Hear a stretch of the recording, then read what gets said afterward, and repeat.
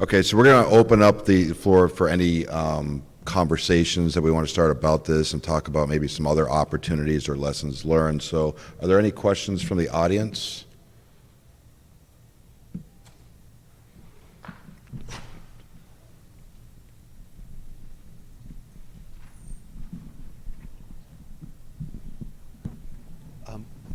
So Rodrigo, questions about the engineered fuel. Is there things that you definitely don't want to see in the engineered fuel that cause you problems? That's kind of one question. And then the other is there any opportunity for Titan to develop more plants like this in other parts of the state? As the materials that cause a lot of problems to us, and the chlorine, so PVC is always a big issue. It's not that everything that comes out of the MRF or comes out of a C&D plant can be taken. Okay, we have to select, make a selection, and waste that are coming out of there. So high sulfur, high chlorine are typically very, very problematic for us. As for more other plants, this has to be attached to a cement plant. Okay, so there are not so many. In Florida, we have 9. Okay, Titan is the largest one, and we have another one in Virginia. And we have the maximum capacity. We have the infrastructure to receive all those materials. And we have been talking, we're all the time looking for more. We have been talking about boats, windmills, and the fiberglass of the blades. And as that, we are open to many, many others. I mean, this is not new. This is not a new technology. It has been in the world for probably more than 70 years. Europe is very advanced with substitution rates over 70, 75%, 100% in some plants, just fuel made out of different waste streams. You remember the mad cows many, many years ago? All that was dried up and fed into as a fuel for cement kilns in Europe. Okay, seaweed sludge. I mean, there are many of things that the cement kilns, because we have much higher temperatures than a regular waste to energy or a regular incinerator. So it's a proven technology. It's just about develop in the region. Every kiln is different also. Not all the kilns have the same capacity to accept it. We do, because we are pretty big. Yeah, to your point about in terms of developing markets, coal, natural gas is traditionally used. So developing the market so that there's good supply materials, reliable, good, consistent supply materials has been one of the roadblocks to making a more developed market for the cement industry. And so that's part of the discussion here, is how can we use hurricane debris to feed the developing infrastructure, like the $25 million plant down at Titan. So. To that point, I've got a question. From the county's perspective, could you kind of walk through the process for, let's take boats. Rodrigo, you mentioned boats, about being able to use them as an alt fuel.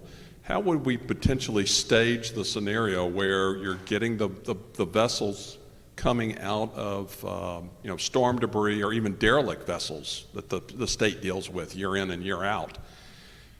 How would you need them for you, Rodrigo, how would you need them processed to be able to use as an alt fuel at your facility? Could you do it at your facility, or would you need them done prior?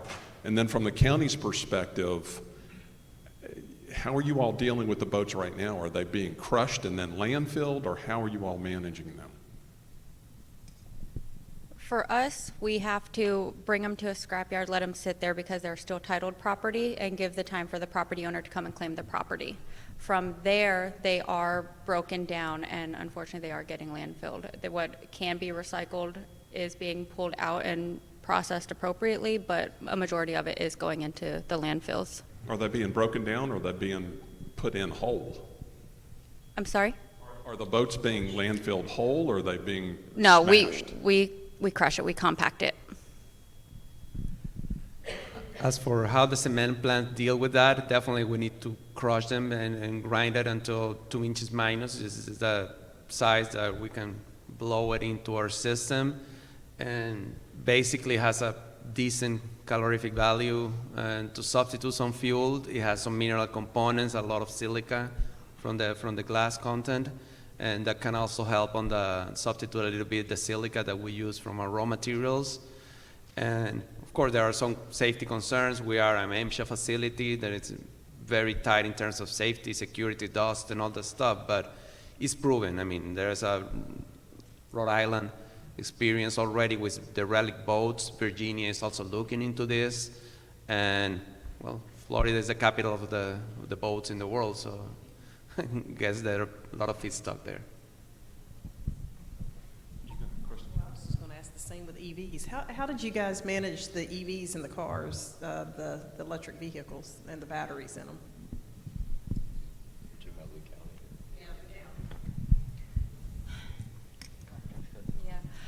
The vehicles fell under the state mission, the Florida Department of Emergency Management, so Lee County didn't have any dealings with those. But I'm also interested to know how they're handling those. I have some idea, but I didn't know if you guys played into it at all. Anybody other has a question? Because I've got one. All right, hang on. I'll bring it to you. Hang on.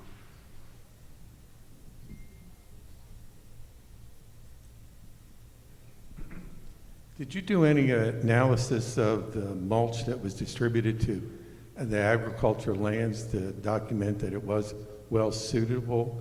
Because it's a mix of all kinds of things, you know, micro nanoplastics, contaminants, oil, grease, and did you do any analysis of the soils that received it as a post? We do post and pre-soil samples at the sites, and then we work with our point of contact with DEP for the sites where we're going to send to final disposal the farmers for the land application or the soil amendments. So we make sure that we're working in compliance with what DEP requires for those. All right, I've got another question. This is kind of a special interest question, self-serving, if you will. As some of you in the room know, I've been dealing with agricultural plastics for a long time. I run the Agricultural Plastic Recycling Conference in addition to SERC. We generate roughly 40,000 tons of agricultural film mulch in the state of Florida every year. We have an exemption in Chapter 403 that allows the farmers to burn that plastic in place at the end of the growing season in the fields that they're growing your next set of vegetables or fruit in. Not all the farmers do that. Some of them send it off to landfill. The film is high BTU value, and I'm looking at you, Rodrigo, and with the hopes, you know, I've run one trial of working with a cement plant to try to use the film as an alt fuel, but the problem related to it is the amount of soil contamination with it. Very high soil level. What would it take for you to be able to use mulch film? And how would you envision that whole process working? I mean, definitely the films are things that can be easily burned in the kiln, no, because we have a pneumatic transport, in particular in our plant, is everything needs to be shredded down to 2 inches, no? Our problem is that with the high soil content, the wear and tear on our grinding and shredding system is quite heavy. So if we can reduce that to 15, and we can do trials to see what is the optimum that we can handle without risk, no, without damaging too much the equipment at the end. Is shredding system is going to wear no matter what, but if we can reduce it to a level that we are comfortable with, I'm pretty sure we can take it. Of course, our plant is located in Miami, not really a lot of metropolitan, a lot of people, a lot of different streams that we can tap on. Not necessarily that is close by, no? But definitely we can do something about it. There's a lot of film in Collier County that's not too far away. All right, thank you. Any other questions? I've got one. All right, hang on.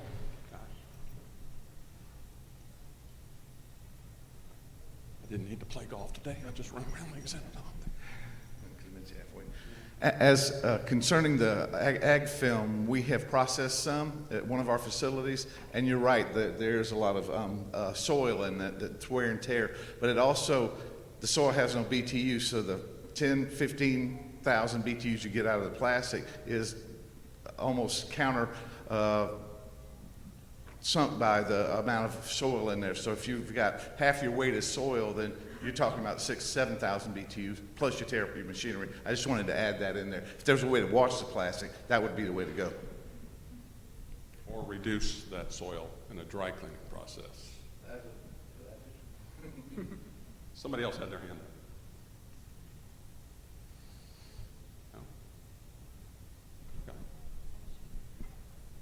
I do have a question about the TDF chips that you're using, the tire chips. Are you getting those from a local processor? Yeah, we do. We have a contract with a Miami-Dade company that make mulch, rubber mulch, and this little thing that put on the parks, and they also produce for us. We receive probably 60 tons per day of that material, and we have much more. I mean, if you have tires and you want to shred them in 2 inches minus, bring them in. So you shred on site as well? Yeah, we cannot. We don't have the infrastructure to shred it, but there's equipment out there to do that in an easy way.